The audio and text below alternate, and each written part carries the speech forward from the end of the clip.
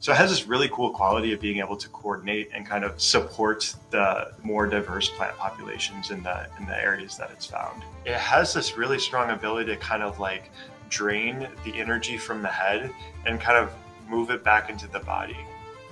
Welcome to the Herbs with Rosalee podcast, a show exploring how herbs heal as medicine, as food, and through connecting with the living world around you. Well, Pedicularis is a wonderful herb that works directly on skeletal muscle tension, yet most herbalists barely know it. In this conversation, Alex Williams shares why Pedicularis is treasured for deep muscular release, how its hemi-parasitic ecology shapes its medicine, and the essential tips to know for safely and ethically harvesting or working with this plant. If you enjoy this episode, please give it a thumbs up so more plant lovers can find us, and be sure to stay tuned until the very end for your herbal tidbit. Alex, I'm thrilled to have you here. I've been looking forward to this. Thank you so much for being on the show. Very happy to be here. Thanks for having me, Rosalee. Yeah, absolutely. Yeah, it's fun. I get to interview you after I got to meet you in person, so that's always nice. And yeah, I got to meet you at the Great Lakes Herb Fair and the whole like shake your hand thing. And you also came to one of my classes and added a lot to the class as well. So that was really awesome. I'm happy to hear that. Yeah, that was the Rose Family plant class. The love and gushing for the Rose Family. That was fantastic. Yeah, so much love for that plant family. Yeah, it was a fun, I don't know, there's a couple people like yourself very much included just with their own experiences and contribution that made it a really fun class for me of just kind of like, we got to combine our love of roses together. So that was lovely. Yeah. That's what it's all about. And also kind of what your podcast is all about, which is why I love this and being here. So yeah. Oh, awesome. Well, I have so many ideas about the directions we're going into today because I've got questions for you. But first, I would love to hear about your plant path, your story, all the ways the plants have called you in to all the offerings that you bring to us today. Yeah, definitely. So the story always changes a little bit from time to time, but the essence is always there every time I tell it. But yeah, I feel like a lot of herbalists have this story of being really immersed in plants and being kind of in more rural environments when they were a kiddo. And I was very much a suburbanite kid, like in the sterile grid of endless lawns and all that different stuff. But I feel like as a really young kid, there was a strong connection with nature, even in that environment. Because I feel like as a really little one, there's really you don't really say, oh, suburbs are not nature and this wild place over here is nature. It's all just kind of wrapped together, which I think is a beautiful thing. So even in the suburbs, I found ways to enjoy, my backyard and different things like that.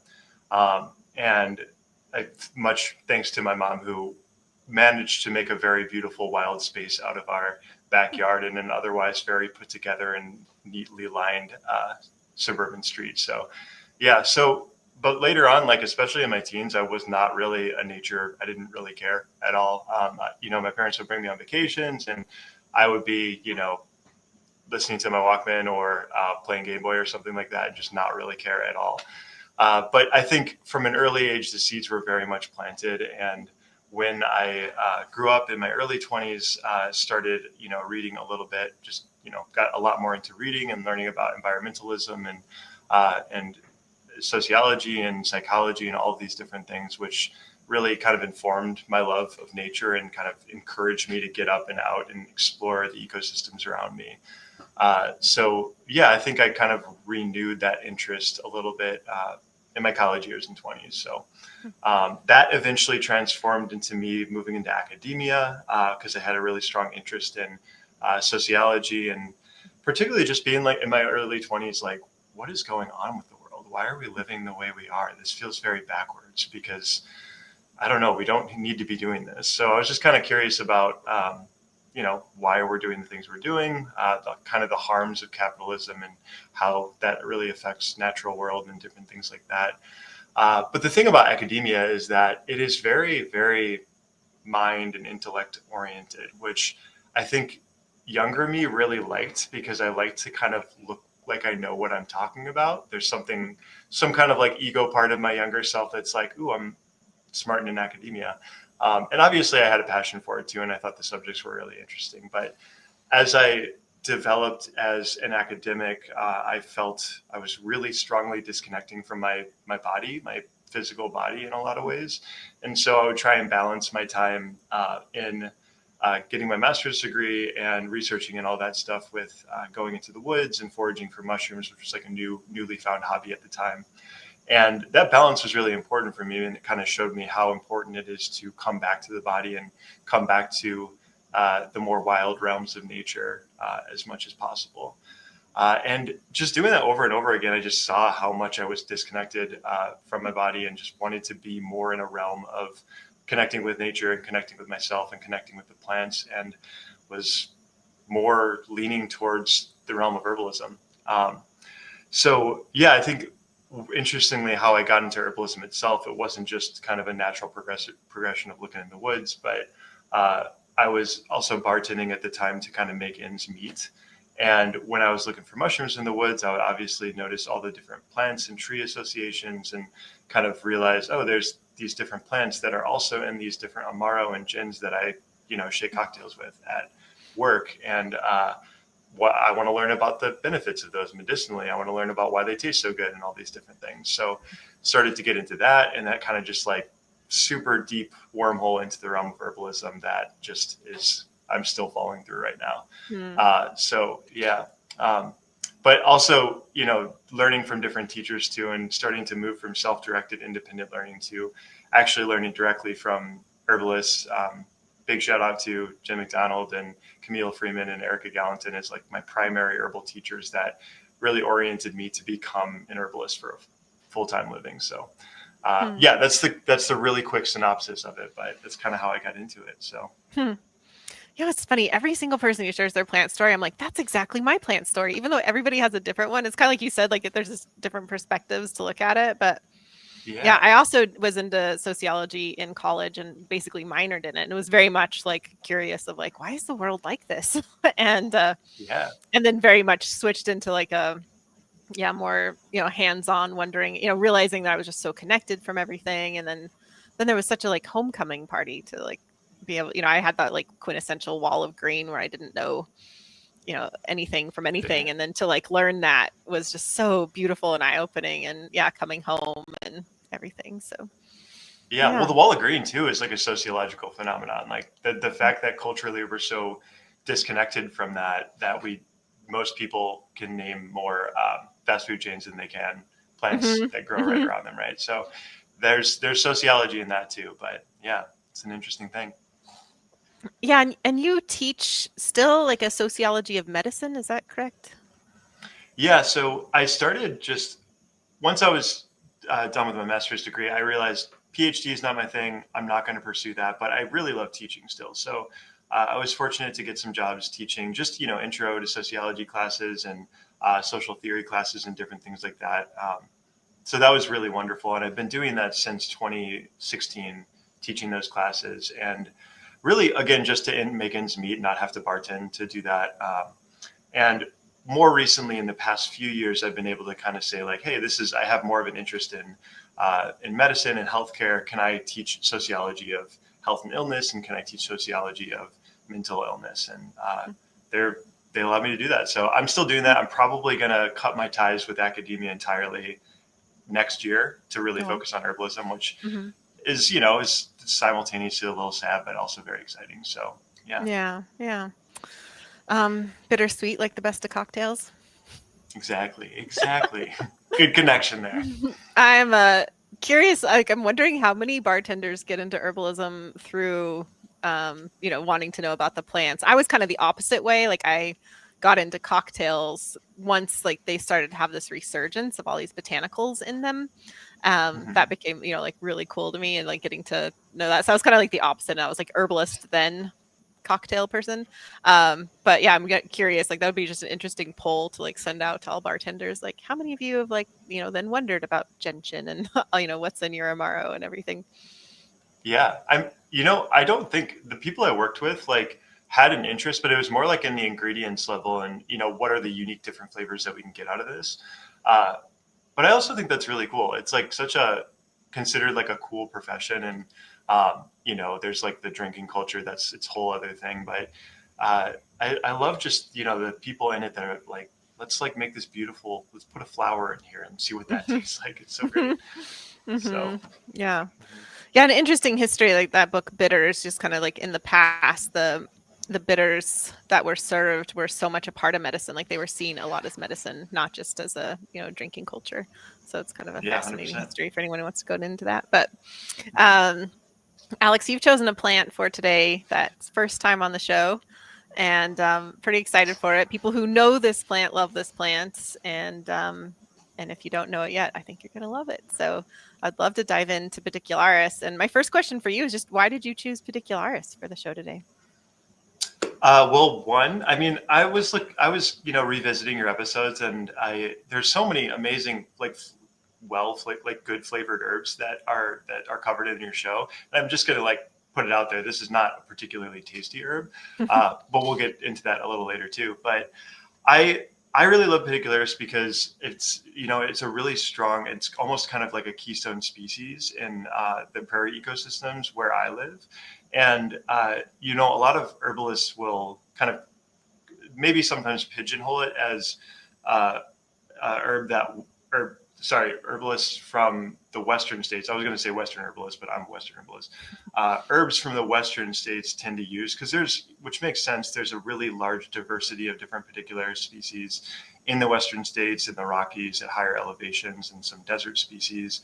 And also the herbalist Michael Moore spoke really highly of Pedicularis as well. So I think it's more popular among herbalists that live out in the Western realms.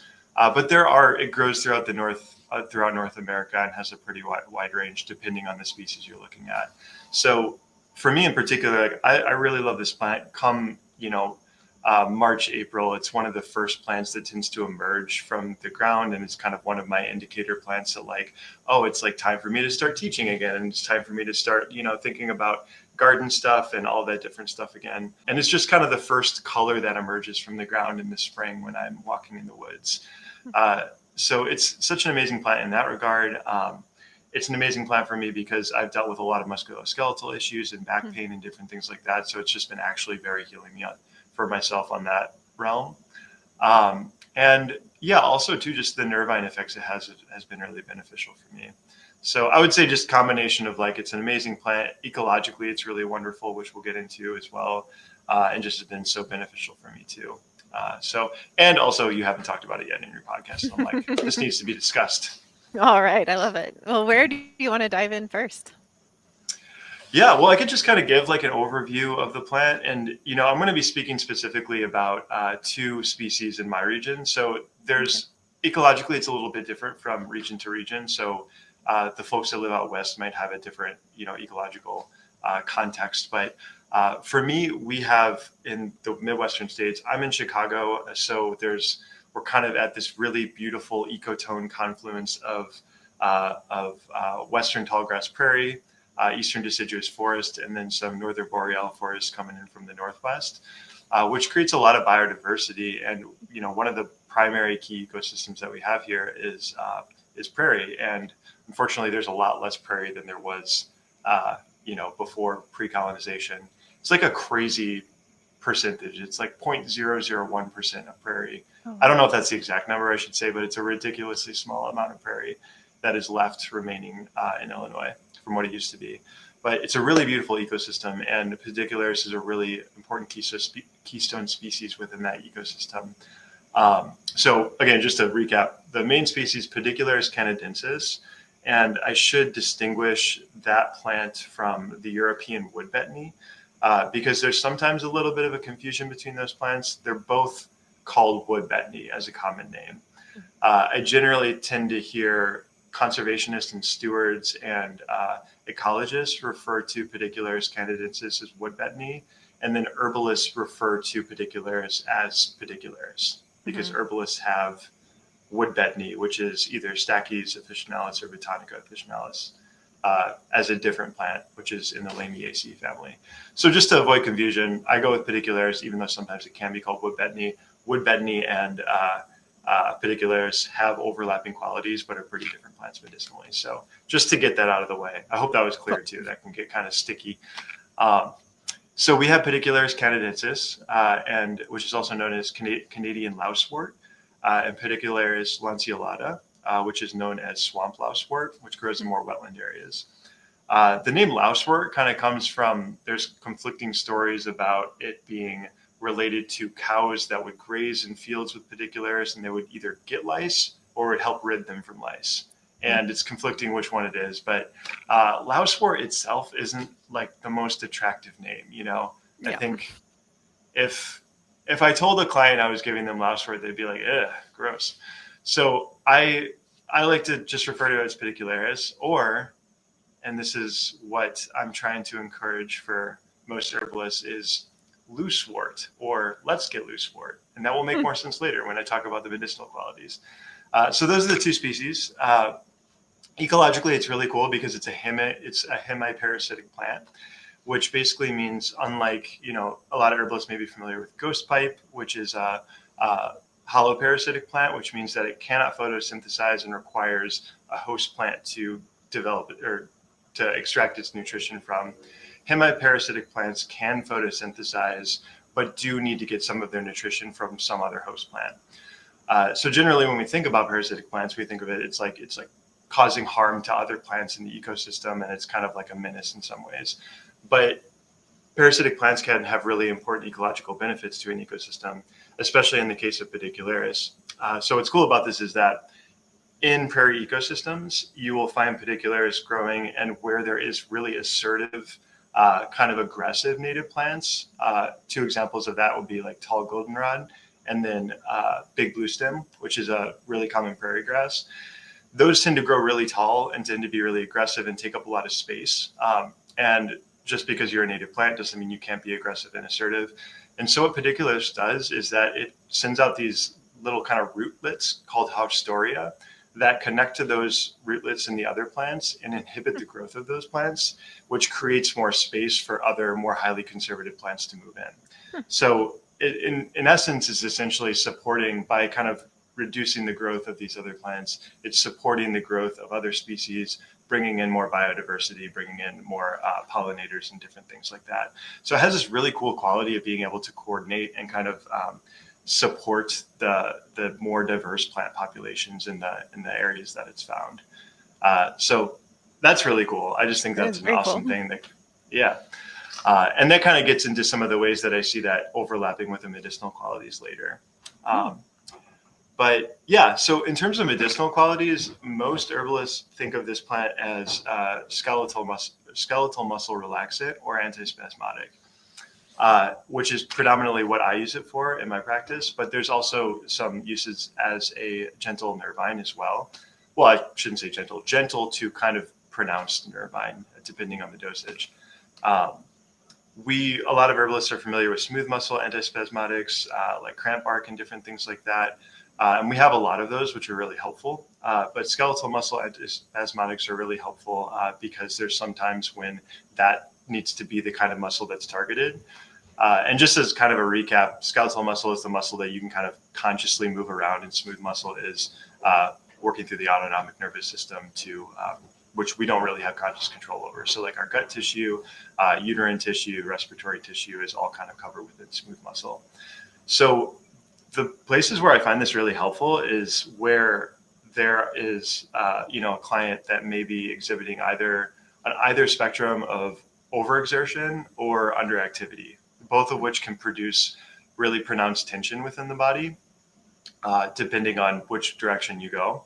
So I really often put this in formulas for clients that may have a lot of tension present because they're really, really highly active. Like they do all of the things, they're constantly moving, and they don't really emphasize or prioritize time for rest. So it could be really helpful in that regard. But also for clients who are underactive due to sedentary lifestyles or just chronic illness that makes moving around a little bit more difficult, can be really helpful as well. And really what it's doing is that it's supporting just loosening of tension, kind of lessening resistance to tension within the body, and helping muscles to just relax and calm down, which allows a lot more healing to take place if that's what's needed. So that's kind of the primary ways I use it. And first, before I go any further, I just want to ask, is this something that you've ever used in your practice? Not a lot. So I'm pretty sure Pedicularis canadensis grows somewhat around me, but it grows up in the alpine area. So it's quite a distance for me. And then, which I'm hoping you'll speak to, I've had concerns about the environmental impact of harvesting this plant, especially because, it's a native alpine plant. One I'm more familiar with Yes. using a little bit is Pedicularis greenlandica, which is the elephant's head, which is so beautiful. I really Mhm. loved that one as well. But yeah, so it's not something I've used a lot of. No. Yeah, and that's a really important part too. When I teach about this plant, I'm really careful about when I bring students to particular stands Mm. because I don't want it. There are significant sustainability issues. So I'm really good at bouncing around. So I'll just bounce to that real quick, and then we can Okay, bounce great. back to medicinal qualities. But Hmm. yeah, so one part of it, there's a few considerations with harvesting actually. So the first is because it's hemiparasitic, it can take in potentially toxic alkaloids and different toxic compounds of plants around it. So you need to be, if you are harvesting, you need to be very ecologically aware of what plants are around it. One really good example is the two species we have. One of them is more of a wetland species. So that's Pedicularis lanceolata, or swamp loughswort, which I have never not seen growing with water hemlock. It's almost always next door. And Mm.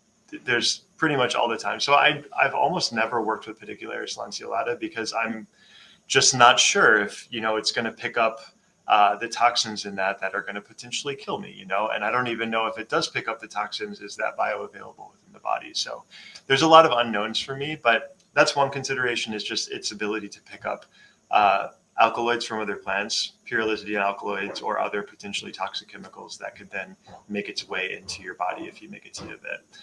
So question mark there. Not really sure how much actually goes into your body, but it will pick up alkaloids. So that's the first consideration with harvesting. And then the other one is just that, it's a really highly conservative plant, which like in ecological terms means that it's not as amenable to disruption. So the ecosystems you tend to find it in are typically really high quality ruminant ecosystems that, if it's continuously disturbed over time, can lessen the population. So really importantly, just knowing if you find a stand of Pedicularis, first year you find it, really all you get to do is admire it. And well, you could do whatever you want, but if you want to be a responsible and ethical forager, just go there and look and just witness the plant, get to know about it, get to know about the ecosystem. And then the next year you go, note, is this population growing, or is it reducing in size?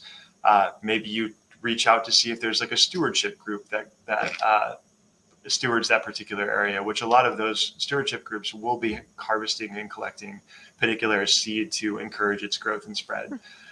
So that's when you might want to join that group and then start to support the growth of that particular plant and all that stuff. So it's really just about knowing, like, is this growing in size? And in terms of the use of Pedicularis, you don't need that much to make a tincture. And most people aren't using it in tea. So you can harvest a very small amount if you feel like it's a good sustainable patch of Pedicularis and use it for a pretty long time, because you don't even need a high dosage either. So yeah, I would encourage you, if you do find a stand and you feel like it's growing in size, you should definitely at least try to experiment with it, Yeah. Yeah, it's part of my issues. I just don't make it up to the Alpine as often as I should. But now I'm thinking that sounds No. like a good idea. I'm gonna Yeah. go hang out with these plants. Yeah, where I live, it likes to go next to aconite or monkshood. So Yeah. kind of the same habitat there. Yeah. And that's a strong consideration. Do you want Yeah. to harvest that, Yeah. Awesome. Yeah. Yeah. So those are the main considerations. And again, just like ethical foraging is really important to me. And when I think about what plants to use bioregionally, it's really emphasizing, like, let's take all we want of the invasive plants and all we want of the plants that are really aggressive. And obviously doing it in a way where it doesn't, encourage the spread of those invasive species, but then for the native plants that are have a little bit more fragility, let's admire them and let's learn about them, and then let's encourage their growth. And then maybe in a couple, 2-3 years, we can harvest from those stands respectfully. Yeah, But yeah, I that's a love really that, important Alex, because consideration. I'm very pro ethical wildcrafting, but I'm also pro wildcrafting, which is a little bit controversial these days. But I think we need to have the relationship with the plants, and we need to feel that reciprocity. And so I love your approach of, like, it might take a couple years to build that relationship, to build that knowledge of the ecosystem. as it should Mhm. with these sensitive plants. But I think it's important that we don't. I think there's just such a wound that we see ourselves as so separate from nature, so hands off from the outer world versus the inner world. And I think the more that we can blur those lines and just heal this wound that we are somehow separate from everything around us is such a powerful thing. And we can do that a lot through the foraging of plants. We just need to do it with that consciousness, intention, and relationship in mind. So I really love how you framed all of that. Yeah, definitely. And that, I mean, that's really like, I mean, everybody, I don't want to say everybody loves, but I think it's really common in the herbal world and ecological world to very much love Robin Wall Kimmerer's Braiding Sweetgrass. Such a good book. And that's a really important part of it, is like central, that we need to relate to the plants. We need to utilize the plants in order to feel that connection and to like mend that connection. And that's also discussed too there's a really awesome book called Tending the Wild by M.K. Anderson, more about California and kind of how the relationships between human beings and the plant world in California. But it's a similar sentiment too, where it's like through relating with and utilizing plants, that's like how we are able to sustain those populations. So I love that. The other thing too is like, thanks for mentioning that book, Alex. Just to interrupt for a second, because yeah. Braiding Sweetgrass, I feel like, is like my flagship book, and Tending the Wild is my husband's book. So Awesome. kind of hit like our two faves right there. So that's cool. Yeah, I love them so much, and that's a whole. I'm really good at tangents, and so I'm going to read it into that. Yeah, I'm going to read it in. But the one last thing with that is that I have a bit of a maybe stronger on my woo-woo spectrum notion that if you don't harvest respectfully, the plant's just like, the medicine's not going to come through in the same way.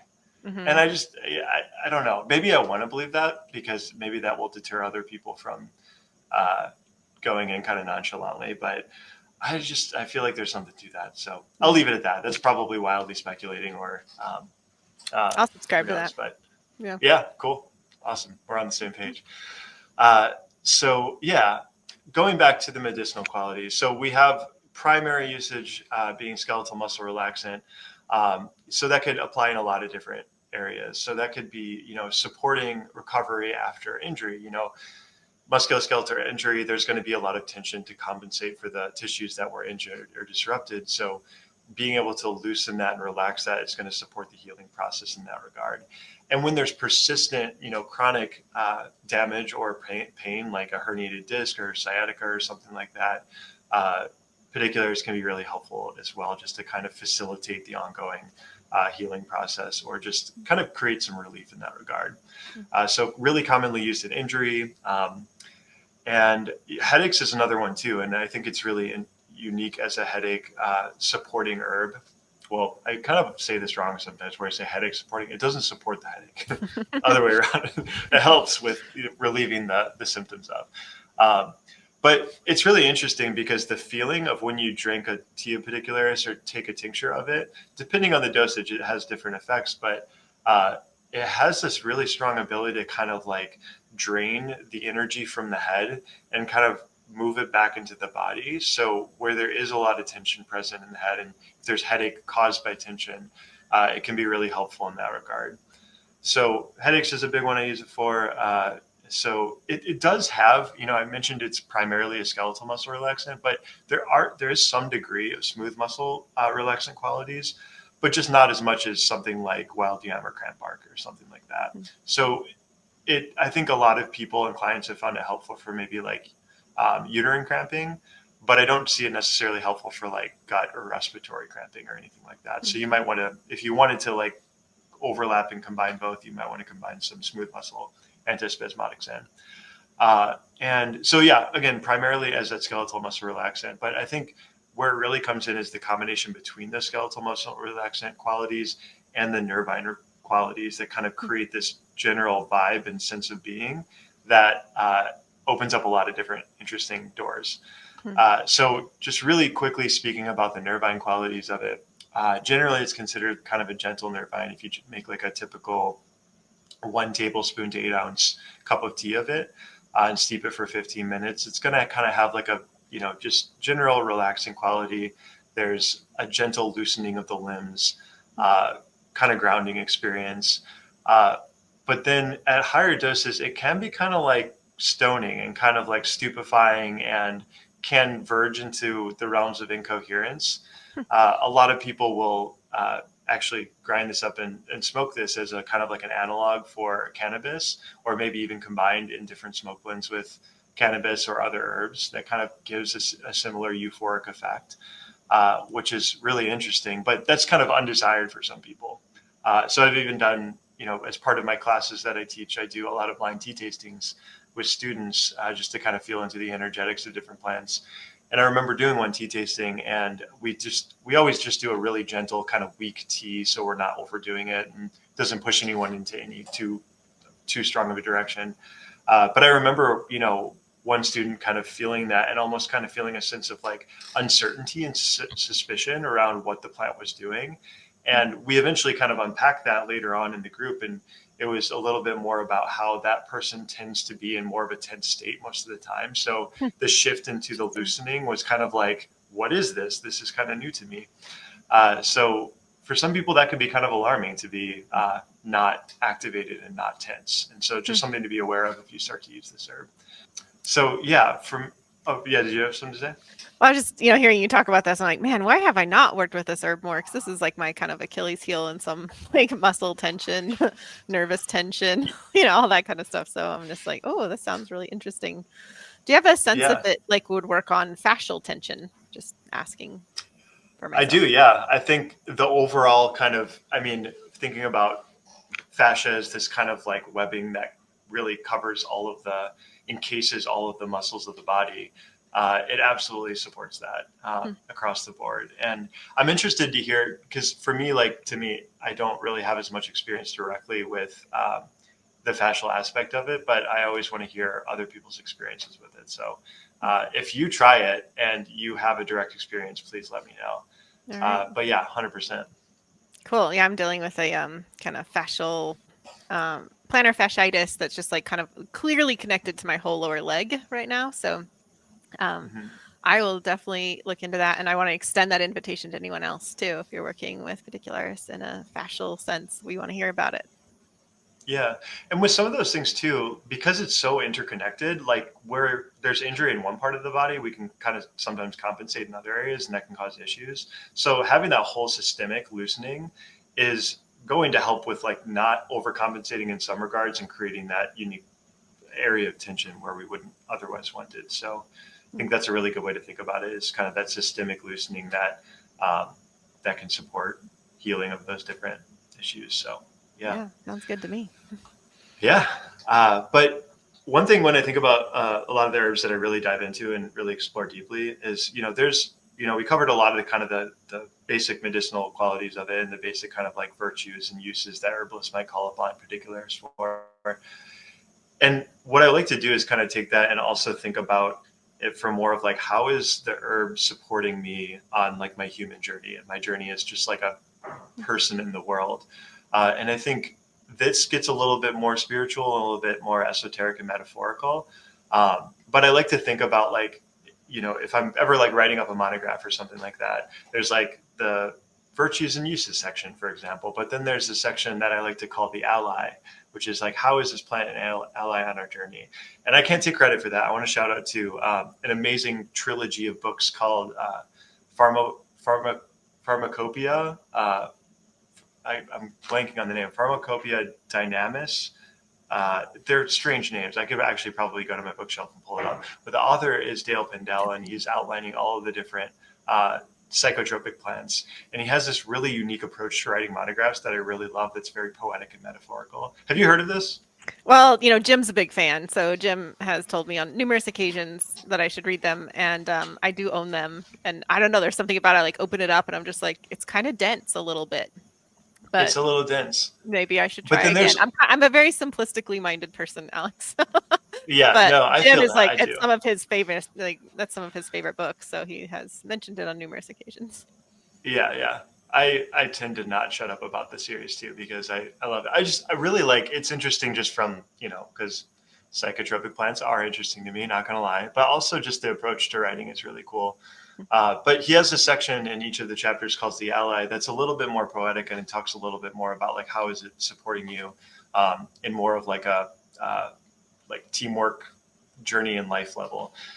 So when I think about that for Pedicularis, I think about just how many different ways that it supports, my own, like the lessons that it offers. So one of the ways I like to think about it, we talked about ecologically, how it's kind of like coordinating the biological diversity of different plant communities.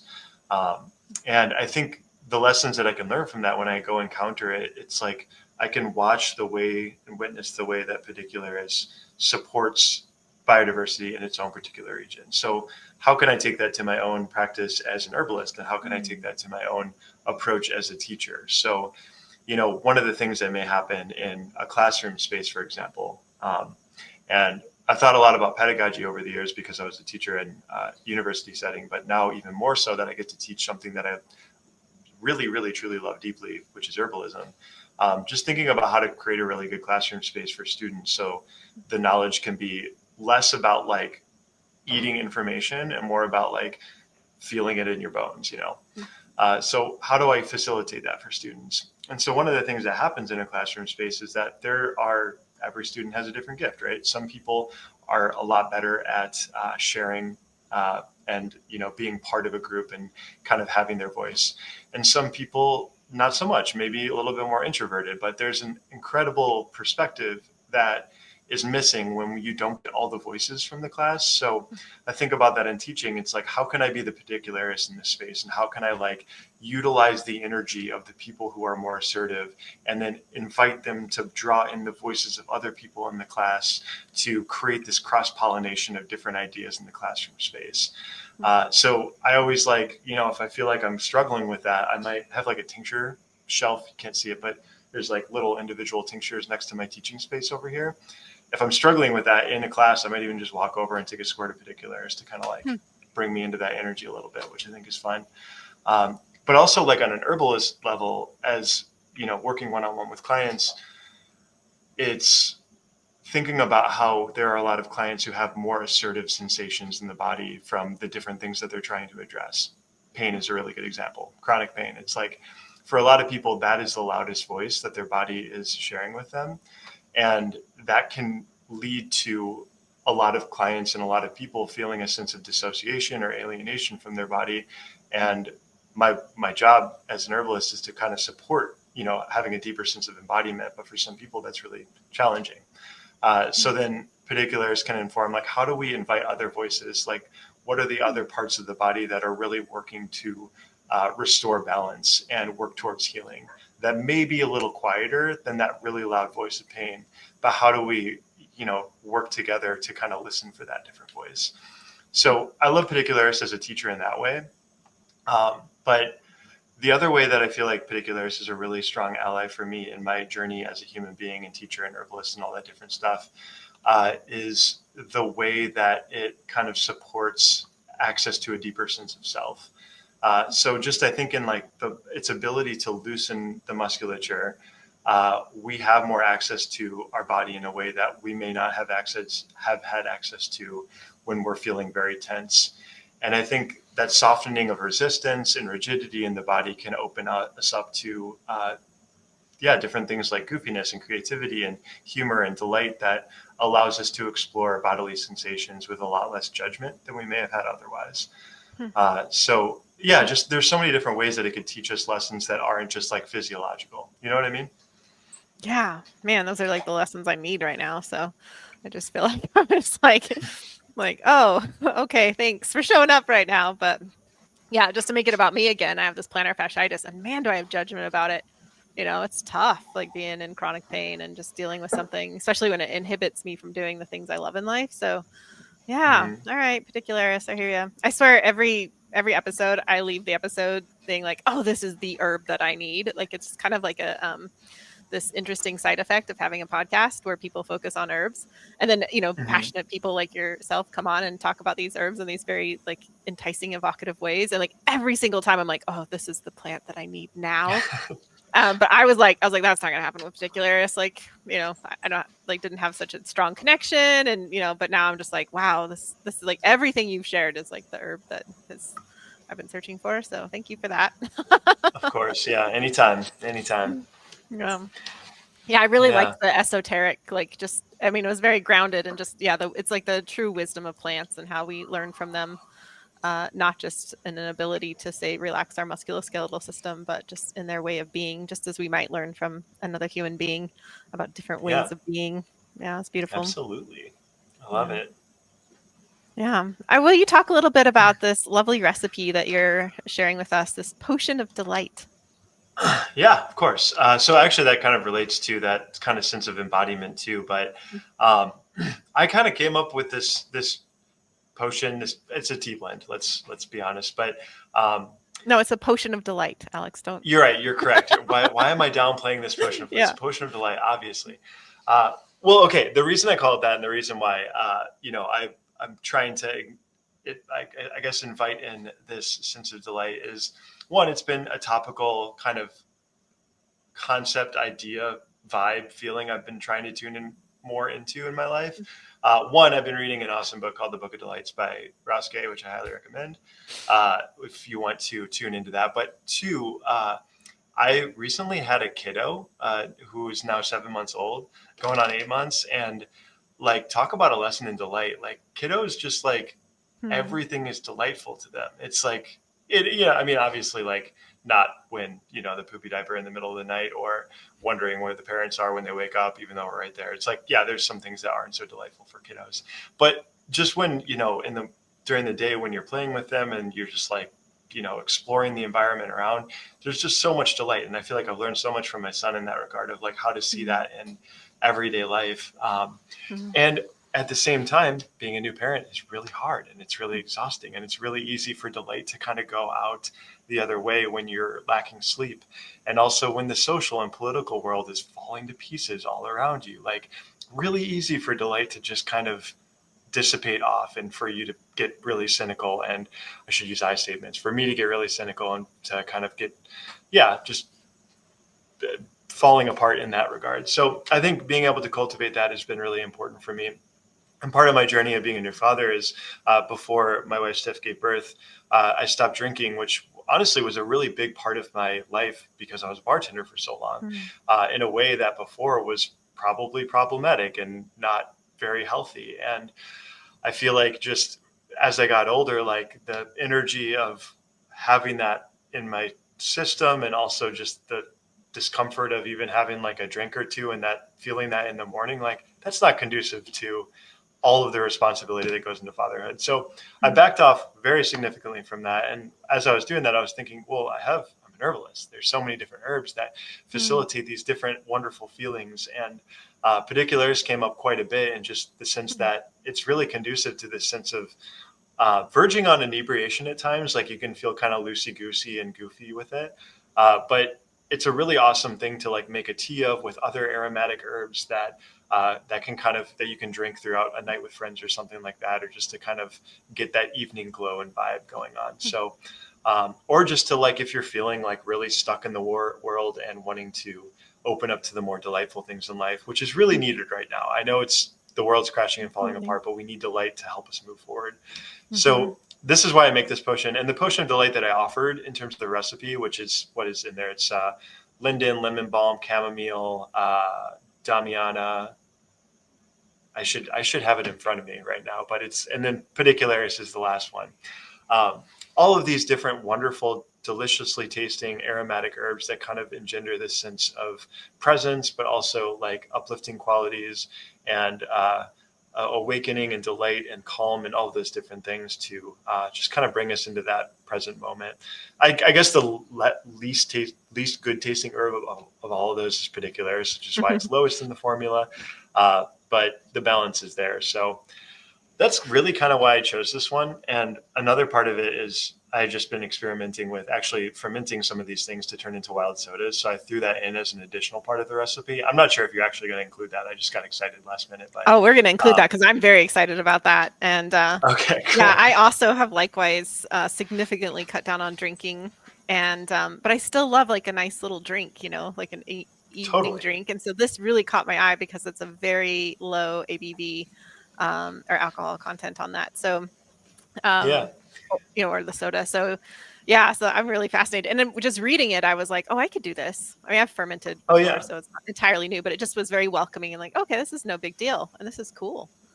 Yeah, it's kind of fun to see how different teas, we're so familiar with making herbal teas as herbalists, but like how does that transform when you bring in the spirits of yeast and fermentation into the process, and how does that transform the flavor and all that, which is really interesting. And it's really as easy as like sprinkling in a little yeast, adding some sugar, and then letting it ferment for a bit.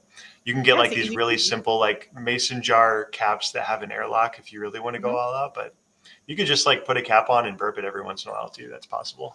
Wow, see, you make it so easy. Yeah, so this is Yeah. exciting. I really encourage people to check out the recipe. You can get your beautifully illustrated recipe card by clicking in the show notes or going to herbswithrosalie.podcast.com. And I'm really excited to hear what people think about this. The potion of delight as a tea, as a soda, as a little bit more fermented beverage, all of it. I want to hear. I want to hear about it all. Yeah. And you can mix and match. You don't need to stick with this particular recipe. This is kind of a template for whatever kind of potion of delight that suits you. Yeah, I appreciate that. Like the herbs that you gave as ingredients, it's like linden 30%, lemon balm 20%. So that in itself kind of gives a little whimsy to it in terms of I don't know, just kind of evokes like, okay, we'll figure this out percentage wise. Yeah. Yeah, Hmm. Yeah. wonderful. Hey friends, it's Rosalee. If you've been nourished by this podcast, if it's helped you feel more connected to the plants or more grounded in your own herbal path, then I'd love to invite you to join the Herbs with Rosalee podcast circle. This special membership helps make the podcast possible. It supports everything we do behind the scenes, and it gives you a chance to go even deeper with the content that you love. Inside the circle, you'll get exclusive herbal resources, live classes each season with some of my favorite herbal teachers, and a private space to connect with fellow plant lovers. It's where the heart of our herbal community continues to grow. To learn more and join us, visit herbalpodcastcircle.com. Your support means the world, and it helps this podcast continue to bloom. Well, are there any other things you want to cover about Pedicularis, Alex? Yeah. So I feel like just, for my due diligence as a herbalist and making sure I cover all the bases, just the safety considerations we talked about, just being aware of the plants that's growing nearby and making sure that there's no poisonous plants nearby so it doesn't absorb that in. But also there's not really much information or research on the safety in terms of like pregnancy or lactation or anything like that. There is a history of usage of birthing mothers drinking Pedicularis tea, maybe a lighter version of that, in labor to kind of relax the body to prepare for labor, obviously under the supervision of a good birth worker in that case, but not much in terms of like if it's appropriate in lactation or all that. So just want to throw that out there. And then I also just really want to underline and highlight the sustainability part of it. This is not like use a ton of herb and dry a bunch of it for tea and use it as your main herb. This is like use small amounts in a formula really as needed when that picture and kind of expression of skeletal muscle tension arises. So yeah, I just wanted to emphasize that because, most of the populations can really easily be decimated very quickly by herbalists finding them and taking all of it. So yeah, but I think, okay, let me be really honest. There's so much more to say about this. If it's okay, I'm going to share a link with you that's like a full monograph so people can go and get all the nitty Oh, gritty details if they absolutely. want. Absolutely. And I didn't mean to cut you off. I mean, we're here for it. So No, I mean, I could just go on and on and on and on. So, I just, there's more. And if you want to dig in, you can go to the link on my all right. monograph. Yeah, it'd be great. We'll include that in the show notes. Absolutely. Great. Yeah, totally. Well, Alex, we got to hear about like your entryway into herbalism through academia, through bartending. And what we haven't heard yet is then how you have then like reflected that and offered up kind of your gifts and your offerings back into the world. You do a lot of different things. And I'd just love to hear more about the different programs you have and all of your offerings. Yeah, absolutely.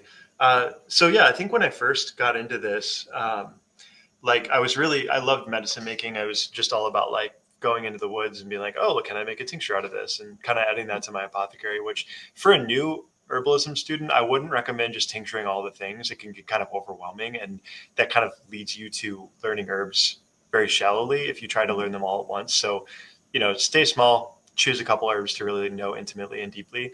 But that was like my way in. I just really got excited and I just wanted to tincture everything and taste everything and make bitters out of everything.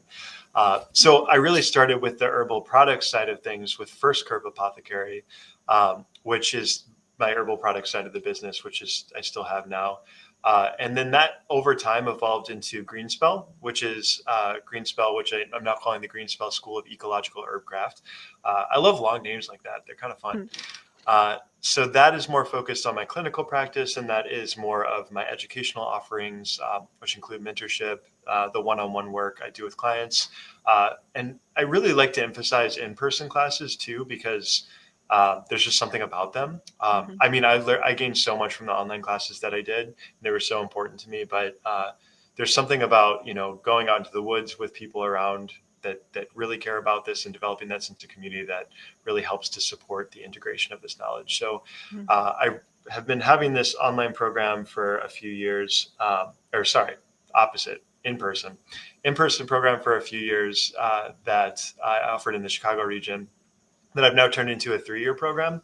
So starting with kind of like an introduction to foundations of bioregional herbalism, basic energetics and Western herbalism, and just kind of some basic, like how would you utilize herbs for some common everyday complaints that a family or community might experience.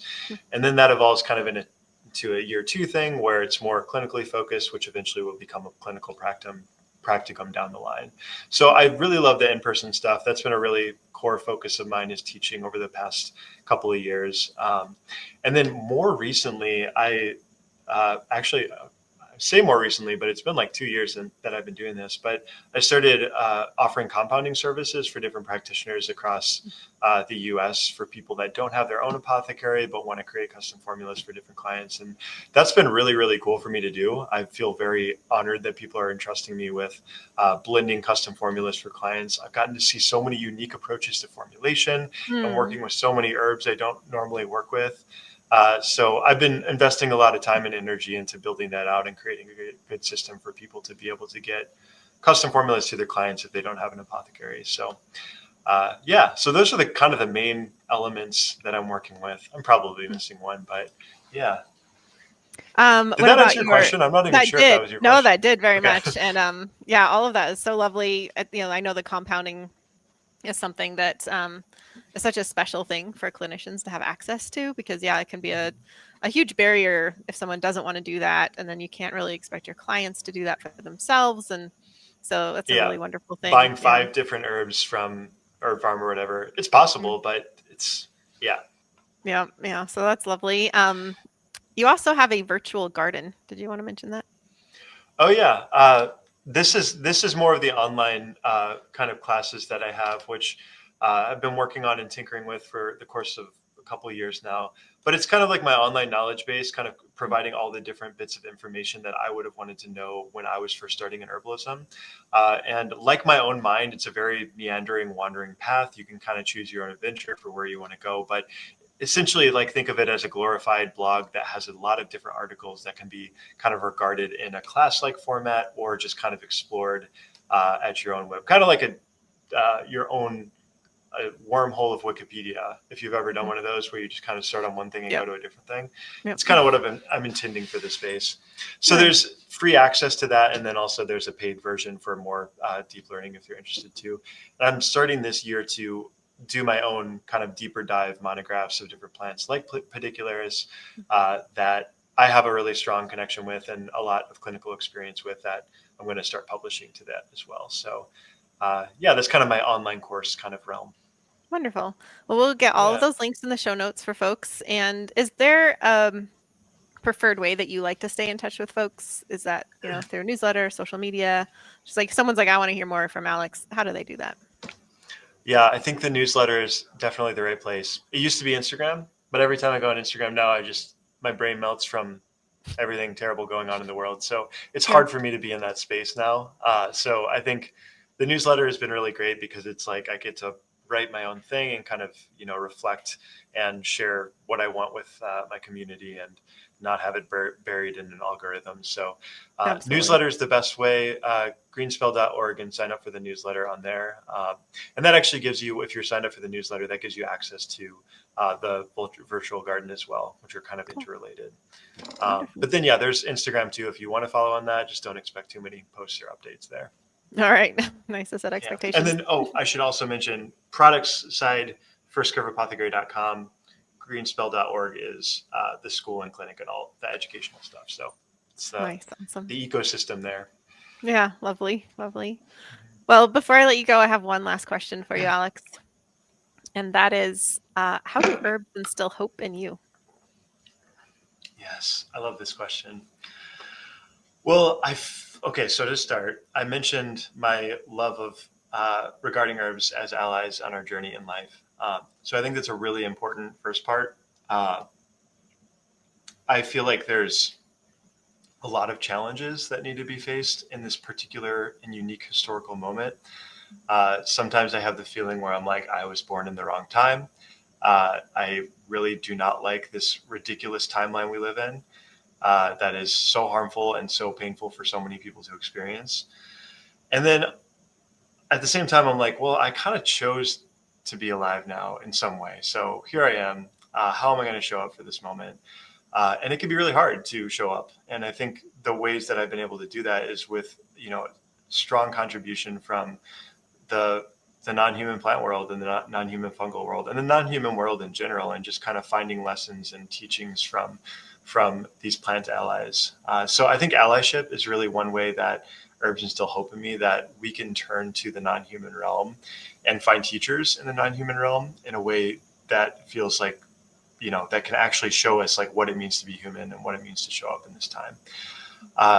And at the same time, like, we're fortunate that our very nourishment comes from plants. So we have this direct bridge back to our bodies and to the body of earth by the very fact that we have to eat food, and also that we can utilize these plants as medicine, that we can heal ourselves. And all of these plants have spent, millennia learning how to heal themselves and creating these secondary metabolites that are so healing in our bodies. And we ingest them, and they're just offering through our very ingesting that the teaching of how they learn to heal themselves for us. And that's just such an incredible thing and such an incredible gift. And plants freely offer that. So in that way, it's like we get so much from them, but we also have this gift that we have to give back in our own ways. So I just feel like the allyship part, the fact that we have this connection, this teaching of how we can be humans in the world and how we can show up. And I'm hoping this is answering the question, but I also think like one thing that comes up for me in teaching about herbalism right now, coming from a very social justice oriented profession and realm, is, and I sometimes teach an environmental justice course too, where students will often say like, why we can't really be focusing on the environment right now. There's all these different things happening in the social world. And I think it's a false dichotomy. I feel like the social justice issues are not incongruent with environmental issues. I feel like they go really well together and they need to be addressed. And I think there's something about viewing social issues from an environmental and ecological lens that provides a greater depth in terms of like how we approach those different things. Mm-hmm. Just in the fact that if you understand ecology and you start to learn about ecology, you see that all of these different species have their own particular niche. So that kind of begs the question, like, what is my niche? Like, what are the gifts that I offer to my community? And knowing that my gift is going to be different from others and I'm going to show up in a different way than other people do. But also just looking at the ecological and non-human realm, you see the incredible cooperation and reciprocity and interrelationship among the different parts and how they feed each other, and how we can bring that to the world as well. So I feel like if we approach kind of regard herbs and in the really practical ways, so like how am I going to support the health of my family and clients and all that different stuff. But if we also take this kind of multifaceted and holistic and even poetic approach and perspective, then we get so much about how to show up for the world. And I hope just even sharing about Pedicularis and the many gifts has illuminated that to some degree. So that was a bit It has. long-winded, but I hope No, that's that okay. was I can't be. absolutely beautiful, Alex. And I love how you did you did illuminate that really well with Pedicularis, and now it's kind of like a philosophical structure as well. And yeah, it's beautiful. I often mention this, but I think it is so important. I got into herbalism, initially kind of thinking like, cayenne's cool for arthritis. That's cool. And just kind of that surface It is level. And cool. it is so Yeah. cool. It's worked time and time again, but to sink into those deeper levels, these deeper teachings of plants, the ecological connection, seeing how it's woven. I mean, everything you said it so eloquently. I will not try to replicate that, but to me, Well, that that's is good to hear. the heart of herbalism. It's just so, this is like the stuff where it gets really juicy. This is what keeps us learning from the plants. This is why we say, oh, there's so much to learn. We need several lifetimes to do it, because there is True. so much to learn through it all. So Yeah, I really very appreciate humbling. all of that. Yeah, it is. Well, this has been Yeah. so excellent. I've really enjoyed this. I've really enjoyed getting to know you better, getting to know Pedicularis better, and I'm very excited for the Potion of Delight as well. So thank you so much for taking the time to be with us. Yeah, of course. It was great talking to you too, Rosalee. Thank you so much. Thanks so much for listening. You can download your illustrated recipe card from today's episode. Just head over to herbswithrosaleepodcast.com or check out the show notes for a link. If you're not already subscribed, I'd love to have you as part of this herbal community so I can deliver even more herbal goodies your way. This podcast is made possible in part by our awesome students. This week's student spotlight is Helen Walker-Schmidt in South Carolina. Well, Helen joined Rooted Medicine Circle this year, and she's just been this active and joyful presence, showing up for nearly every braiding sweetgrass discussion, student meetups, and medicine-making classes with warmth and with curiosity. She's originally from Birmingham, England, where she brings a lifelong love of herbal home remedies like dock leaves for nettle stings and honey onion for coughs, and always plenty of tea, of course. Helen's medicine-making stories are so full of heart. She made garlic honey and herbal vinegars with her 93-year-old mother-in-law. She shared sore throat pasties with her dance class and even asked if it's possible to overdose on herbal baths. I get that one myself. Her enthusiasm and connection to the plants truly shine through. Well, to honor her contributions, Mountain Rose Herbs is sending Helen a $50 gift certificate to stock up on their incredible selection of organically and sustainably sourced herbal supplies. Thank you so much to Mountain Rose Herbs for supporting our amazing students. Okay, you have made it to the very end of the show, which means you get a gold star and this herbal tidbit. Many particular species have evolved elegant partnerships with long-tongued bumblebees. Some are so specialized that only one pollinator species can reach their nectar. These relationships, along with habitat preferences that range all over North America from the Midwestern prairies to the alpine streams, help to explain why Pedicularis disappears in disturbed ecosystems and flourishes where plant communities are intact.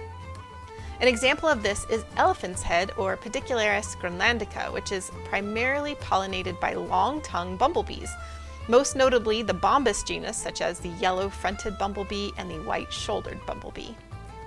Their long tongues can reach deep into the flower's narrow corolla tube, and while it isn't an exclusive one-to-one relationship, Pedicularis groenlandica elephant's head is highly specialized, and without these long-tongued bumblebees, its seed production drops dramatically. As always, it's a pleasure to have you here. Thanks for joining me. I'll see you in the next episode.